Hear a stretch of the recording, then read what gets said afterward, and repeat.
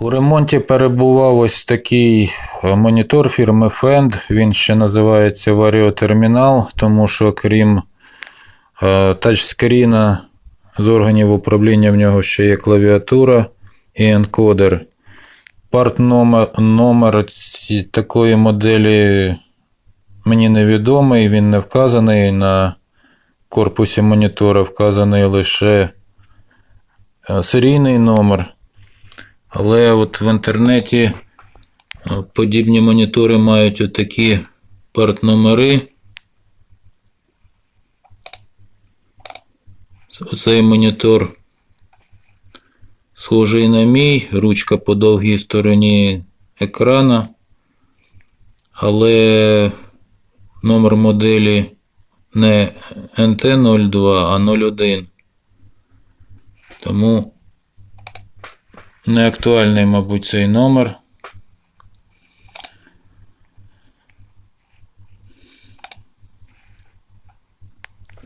В чому проблема? На розрядженому, вірніше, на тракторі з розрядженим акумулятором запустили двигун. Після цього монітор, який працював добре, до того перестав вмикатися, був темний, не показував ніяких ознак того, що він хоч щось робить. І виглядало так, що він зовсім не здатний ні до чого. Першим ділом подивилися, які потенціали на платі, тобто як зовнішня напруга перетворюється у різних частинах електронної плати верхньої, там де контролер розташований. Виявилося, що з цим все добре. Є кожен малий перетворювач напруги видає розумний потенціал, і немає питань до цього. За виключенням цієї маленької ділянки, там де права частина цієї плати повинна через оцю електронну мікросхему вмикати ліву частину, напругу на лівій частині плати і заживлювати оці два роз'єми USB. Але цього не відбувається, не заживлюються роз'єми. Але це не так важливо. Можливо, алгоритм розрахований так, що лише при під'єднанні USB кабелю до роз'ємів буде з'являтись живлення на цих роз'ємчиках USB великому і малому. Ось тут в збільшеному вигляді те саме намальовано, що ця мікросхема як електронний ключ, яка передає напругу з правої сторони на ліву і заживлює USB роз'єми. Тобто з напругами все більш-менш добре, гірше інше. Погано те, що ось на цьому 23-піновому роз'ємі є контакти, є піни, які відповідають за зв'язок. От нагадаю, що на фендовській техніці існує кілька ліній CAN-зв'язку. Є K-бас, тобто комфорт-бас, яка відповідає там за обдув, за клімат-контроль.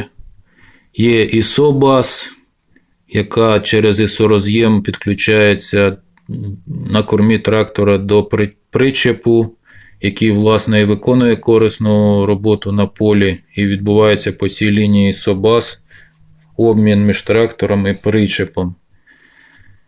Третя лінія зв'язку – це G-бас, це лінія, по якій працює трансмісія, обмін між елементами трансмісії відбувається. G – це гір, тобто трансмісія. І четверта лінія зв'язку – це оце лінія клапанів, як пишуть, або IDS, CAN-лінія. IDS – це Engine Diesel Control. Тобто лінія, по якому керується двигун і все, що з двигуном зв'язано безпосередньо. На цей роз'єм, на наш монітор CAN-лінія, хоч і є роз'єми CAN-лінії, що відповідають за останні два типи, за трансмісію і за двигун, є такі роз'єми, але монітор їх не обробляє. Він обробляє, працює лише з двома першими типами CAN-лінії – Comfort і ISO.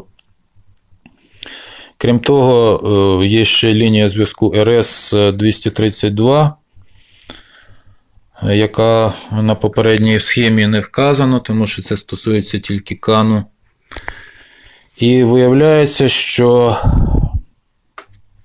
всі потенціали CAN-лінії RS-232 перебувають в рецесивному стані, тобто вони зависли в такому проміжному потенціалі і не відбувається зміни потенціалів, тобто не йдуть пакети по CAN-лінії. Тобто контролер, який мав би генерувати якісь пакети для того, щоб зв'язатися, щоб був зв'язок монітору з іншими частинами CAN-мережі, він цього не робить ні по CAN, ні по RS. Ось, наприклад, вірніше, пізніше розкажу про це детальніше на картинках. Тобто немає зв'язку.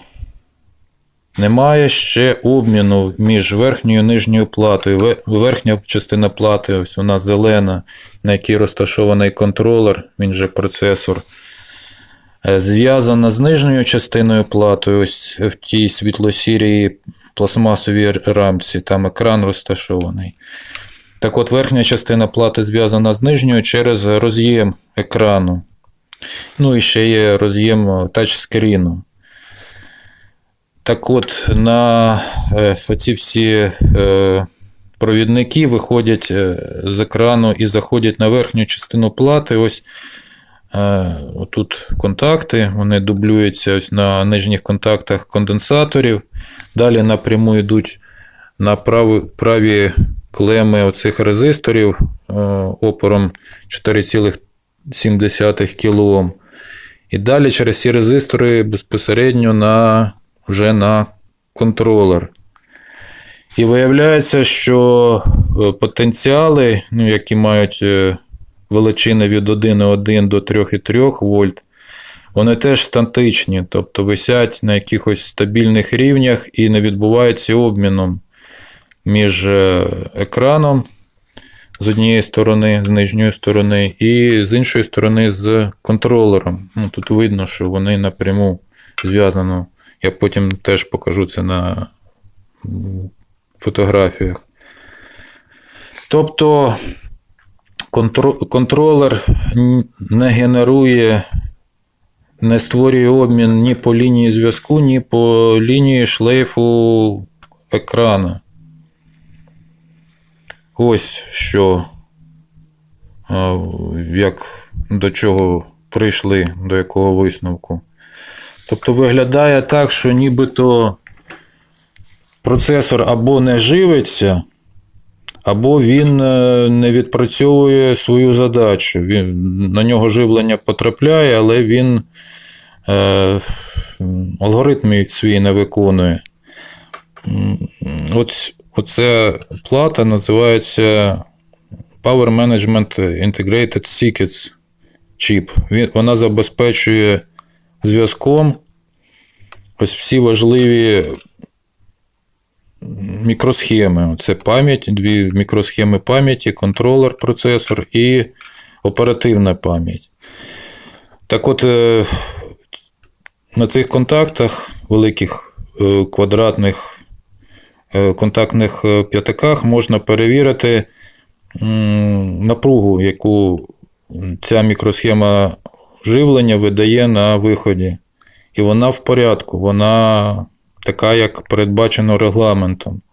Тобто ці всі 4 мікросхеми, вони заживлені, контролер дає генерацію, мається на увазі клок, як це називається? Клок – це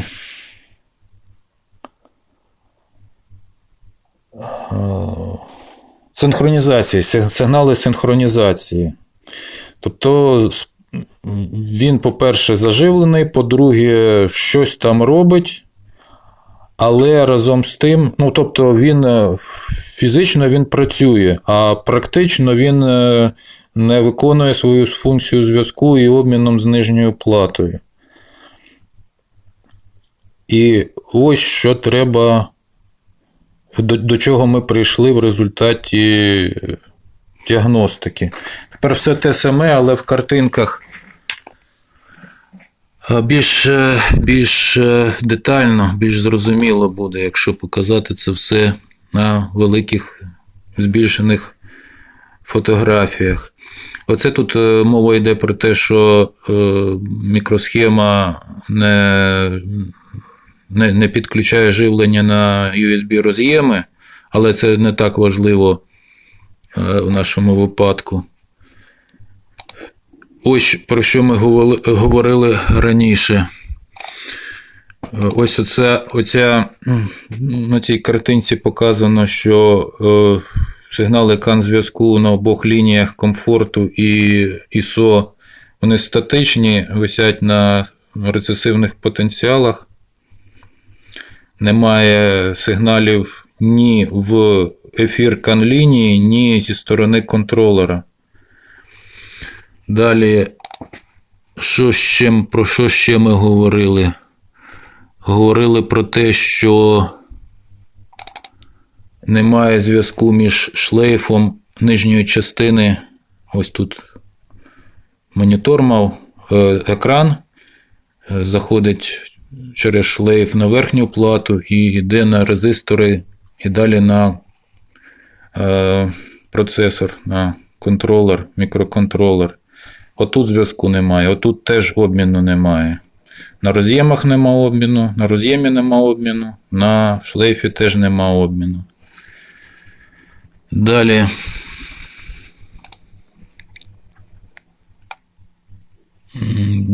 Ось тут ще детальніше те саме, але видно, що от сюди приходить шлейф екрану, ось на цих резисторах, і заходить на контролер. І немає тут генерації, немає пакетів, немає змін ніяких. Немає змін, немає обміну інформації. Далі ось тут в збільшеному вигляді оця Power Management Integrated Circuits мікросхема, яка забезпечує різноманітними потенціалами. Тут бачимо 1,1, 1,5 вольти, 3,3, 1,8. Вся гама напруг є на вході на вході цих чіпів мікросхем. Напруга є тут, поступає, потрапляє на контролер, він має працювати, але він не працює. Так, далі. Все це ми розглянули. Ще там на нижній платі є проблема, яка полягає в тому, це от другорядна проблема, але все одно скажу про неї, що нема підсвітки монітора. Тут робили йому штучну підсвітку, щоб перевірити, що дійсно з процесора, що немає зв'язку між екранами контролером, немає обміну, немає ніякої інформації. Зробили на монітор підсвітку, тому що підсвітка вийшла з ладу, ймовірно. Мікросхемка не працювала, не працює. подали зовнішню напругу і це не допомогло. Ось просто засвітилась підсвітка екрану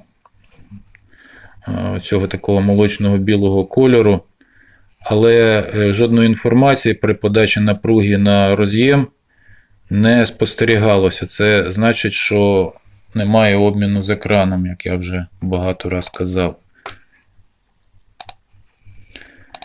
Отже, висновок не маємо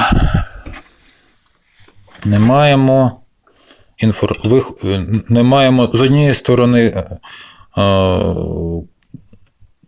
контролер не виконує свою задачу пряму, з іншої сторони він заживлений і на фізичному рівні він якось працює.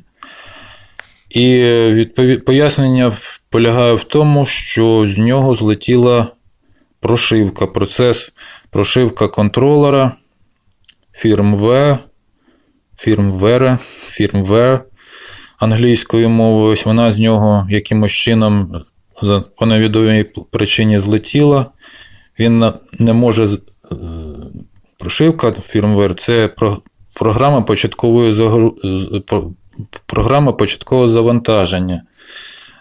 Процесор в своїй пам'яті витягує в момент включення, запускає цю програму, і вона вже далі дає алгоритм в зв'язку з іншими чіпами, з пам'яттю, з лініями зв'язку, з екраном, з усіма іншими частинами монітору і зовнішніх елементів.